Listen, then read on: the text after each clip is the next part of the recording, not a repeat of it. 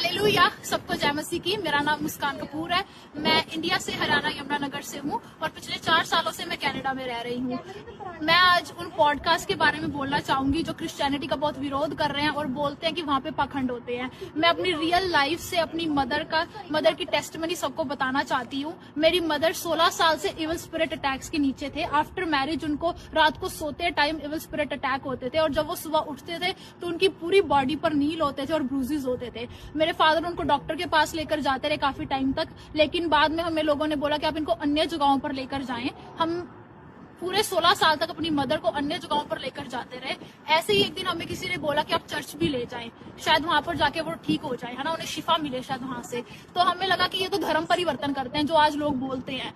पर मेरे फादर ने बोला कि जब इतनी जगह जाकर देख लिया तो एक बार चर्च ही सही।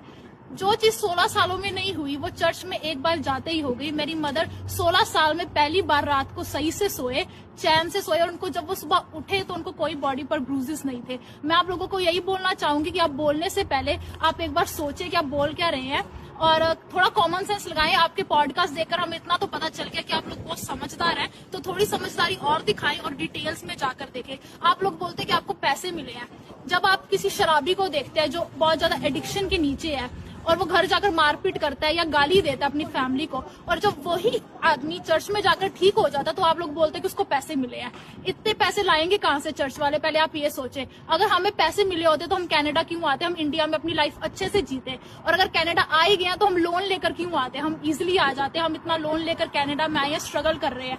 पर परमेश्वर की दया है हम पे, पिछले 4 सालों में उसने हमें बहुत अच्छे से रखा हुआ है। हम देखते हैं यहाँ पर आकर बच्चे कैसे अपने माँ बाप से अलग होकर पाप में चले जाते हैं और फिर बाद में डिप्रेशन में चले जाते हैं। लेकिन खुदा की दया हम पे, इस कंट्री में रहकर भी हम उसके नाम को इज्जत, महिमा और जलाल देते हैं। हम अपने स्पिरिचुअल फादर की गाइडेंस के नीचे हैं, उनको फॉलो करते हैं। जैसे बाइबल कहते हैं कि चख कर तो देखो कि यहोवा कितना धन्य है। आप लोग उनको चखना भी नहीं चाहते, आप देखना भी नहीं चाहते कि वो कितना धन्य है। तो आप लोग प्लीज हम आपके लिए यही दुआ करते हैं कि लोग आपके मनों को बदले, जैसे खुदा ने हमारे मन को बदल के रख दिया है कि उन्होंने धर्म को नहीं बदला। क्योंकि बाइबल में कहीं पर भी ईसाई नाम का शब्द यूज ही नहीं किया हुआ है। उन्होंने धर्म को नहीं, वो धार्मिकता को बनाने आए थे। अपना इकलौता पुत्र उस क्रूस पर दे दिया कि हमारी शर्मिंदगी, हमारे पाप उठाए जा सके। हम आप लोगों के लिए दुआ करते हैं और हम यही कहते हैं कि असी तो यस्सू दे बंदे हैं, असी नफरत दे बदले भी तुहानू प्यार ही करांगे। तुसीं साडा जिन्ना मर्जी विरोध कर लो, असी अड़े ते खड़े होए आ। जय मसीह की।